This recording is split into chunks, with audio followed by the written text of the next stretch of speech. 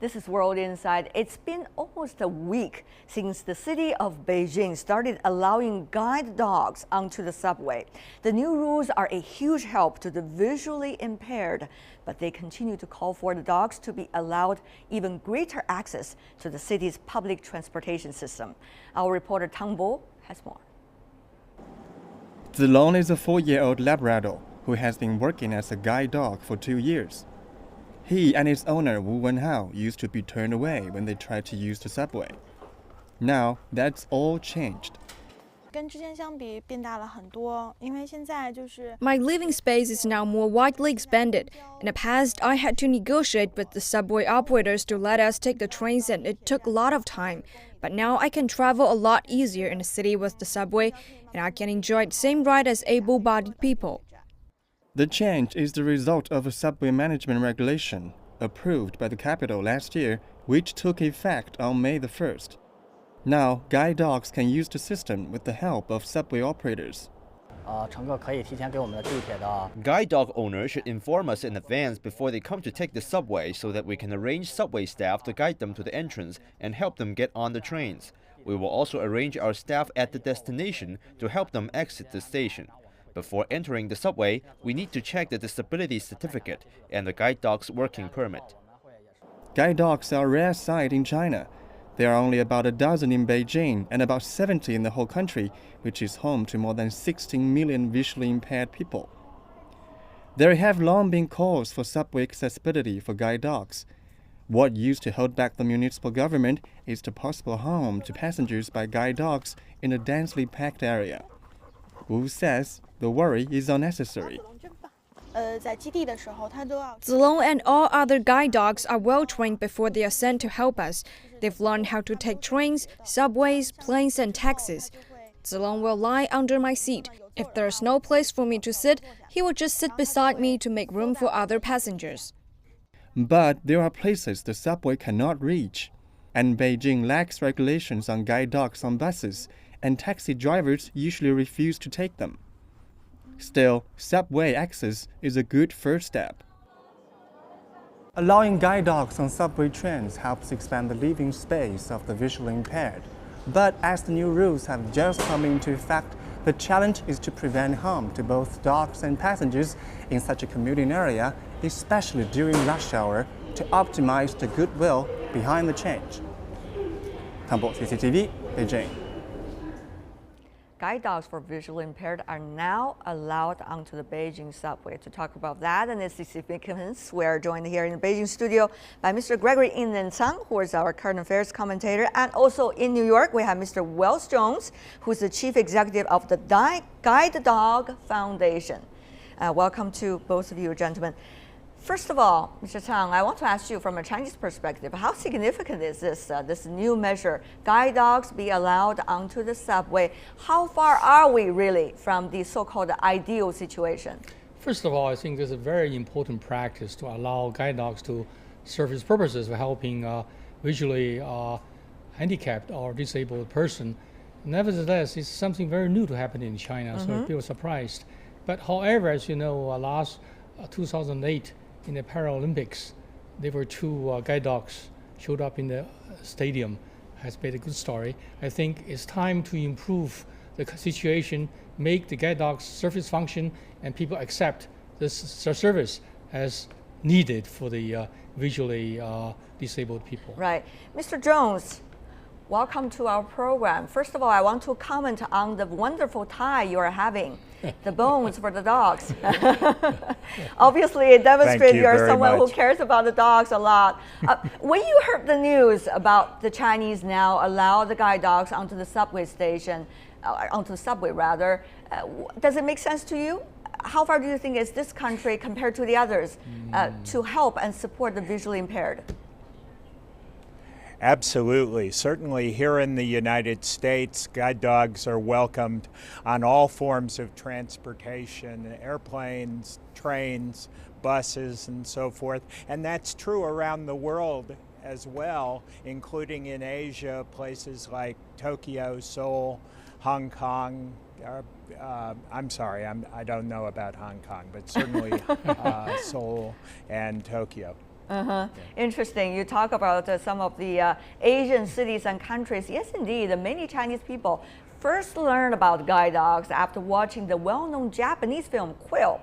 Adapted from a popular novel and released in the year 2004, the film tells the heartwarming tale of a yellow Labrador retriever puppy. The adorable pup has already become a guide dog, assisting a blind journalist in navigating streets and also improving his quality of life. The film is based on a true story and leaves a strong impression in the hearts of many who have ever watched that movie. Beautiful over there.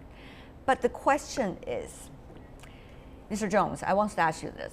This is not necessarily all about how wonderful it is that we allow guide dogs onto the streets, onto the subway station, into the public transportation system, but rather what emphasis you want to give to in terms of how we are supporting the visually impaired.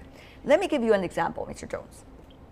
In Australia, now the biggest debate is a philosopher who made a statement not long ago about funds should not be made to the guide dogs, but rather to provide more money for people who are challenged by eye diseases and prevention of these diseases, because the training of guide dogs is extremely expensive. I have a number here, $20,000 to $25,000 US for every guide dog, only for training. Mr. Jones, what do you make of this kind of argument? Well, that training number is true, but a guide dog has a working life of 8 to 10 years and can help that individual who is already blind, already does not have use of their eyes, in order to get around safely and to live a full and productive life. So while we certainly need to put emphasis on research, we also need to take care of people who already have needs and help them to be full productive members of society.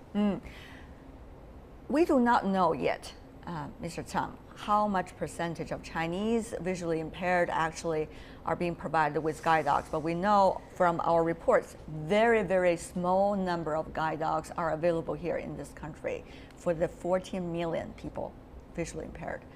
Even in developed countries like Canada, 1% of those visually impaired will have access to guide dogs or service dogs as a whole.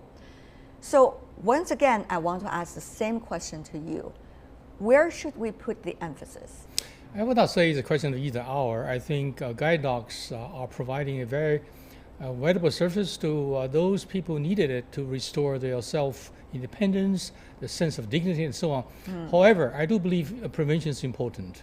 In the area of eye diseases, for example, for the young, one of the things that hurt them the most is trachoma.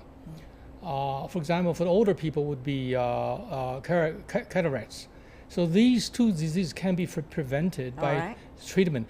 In China, for example, we need qualified eye doctors available to perform operations. We don't have them. We have about 10,000 eye doctors. Now we have 12 million people visually disabled. So the number is a drastic difference between the two. So we need more training for doctors to perform the duty. Well, Mr. Jones, you heard the argument coming from Mr. Chang. Of course, I understand you are all for guide dogs because you're representing the Guide Dogs Foundation. But the question is, we have limited resources. What is the most efficient and best way to put these resources would be the biggest question in front of us. In that regard, guide dogs or the other way to spend the money? Let's say find the doctors, providing better hospitals, and providing services to the visually challenged. Well, I think Mr. Tang, also said that it's very difficult to make a choice between the two. It really makes sense to invest wisely in both. And it will always be the case that not everyone will choose to use a guide dog, but for those people who do, where it can make a significant difference for them, it should be available, and they should have access. Providing access to the subway or trains doesn't cost anything.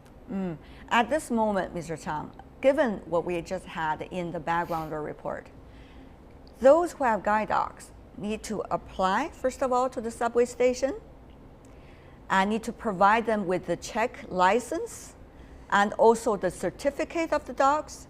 And they also need to inform them about which station they need to get off so that the conductors in the station would guide those visually impaired together with the guide dogs out of the subway station.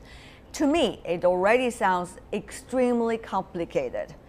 How can we expect someone who is using guide dogs on a daily basis to get around, be able to finish all of these procedures? Well, it is almost impossible.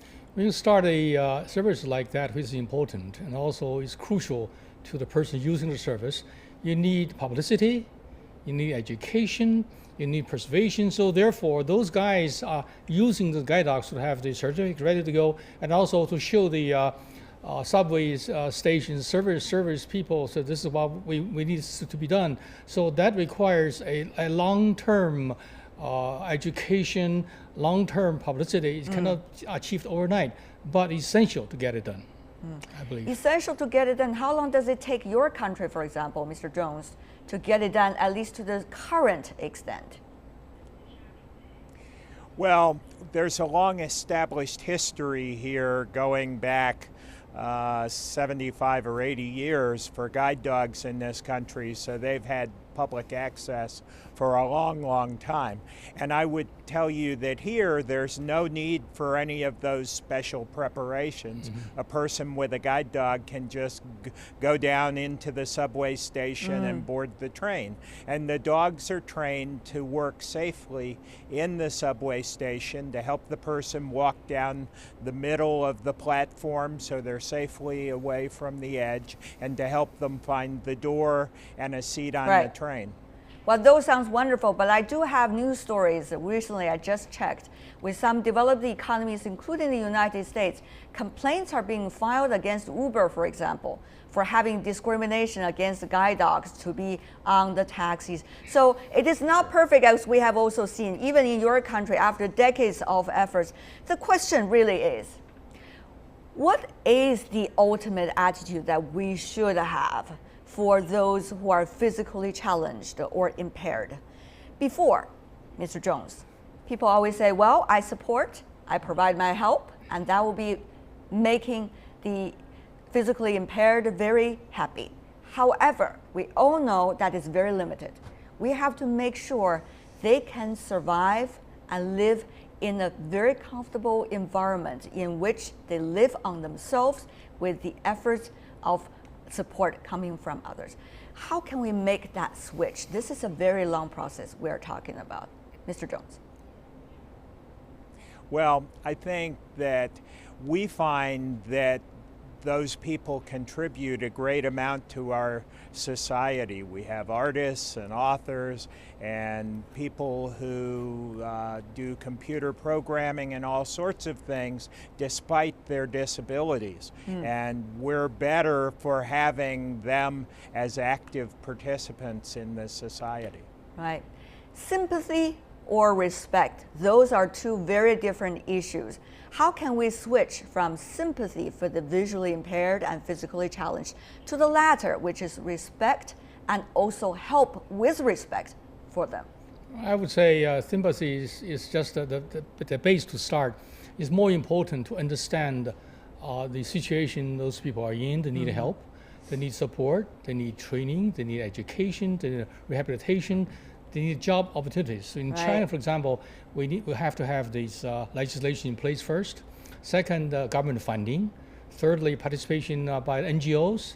And then societies should work together as a unit to provide the support to the visually handicapped or impaired, not just paying lip service. I see. It's a long list of things to do every time when you have a social cause. But before we go, I do want to ask you a very small question. Maybe you guys are more experienced than I am.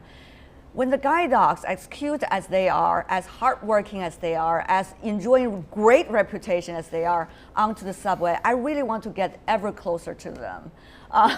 That probably is the kind of feelings that many people have. The thing is, we cannot prevent them from doing their job. What should be the right attitude and approach that we should have? Mr. Jones, your expertise. Absolutely. You should always ask the handler's permission before you would pet the dog or distract it in that way. And if they give you permission, then it's okay. If they ask you not to, then please don't. Are you looking forward to see the guide dogs on the subway, Mr. Definitely, Tang? but avoid the rush hour because by then you couldn't do anything. You couldn't even get on. Nobody can get on. The second, maybe a camera to go with a well-trained guide dog to tell a successful story. Therefore, people are well informed, knowing that this animal is beautiful, and we have to support visually impaired with action, not just lip service. With action, I'm sure those little kids are running even faster than I am to the guide dogs because they're just so cute and so lovely. Thank you so much, Wells Jones from the United States in New York, and also Gregory Nenzang here with us in the Beijing studio. Thank you very much, gentlemen, for being with us. Thank you. And that is all the time we have for today. If you'd like to see more, you can visit our website. Just type in World Insight CCTV News into your search engine. You'll be able to find us. Or you can also check out our YouTube channel. I'm Tian Wei from myself and all the World Insight team. Thanks for watching, and join us again tomorrow for more global perspectives and stories from across China and around the world. Good night.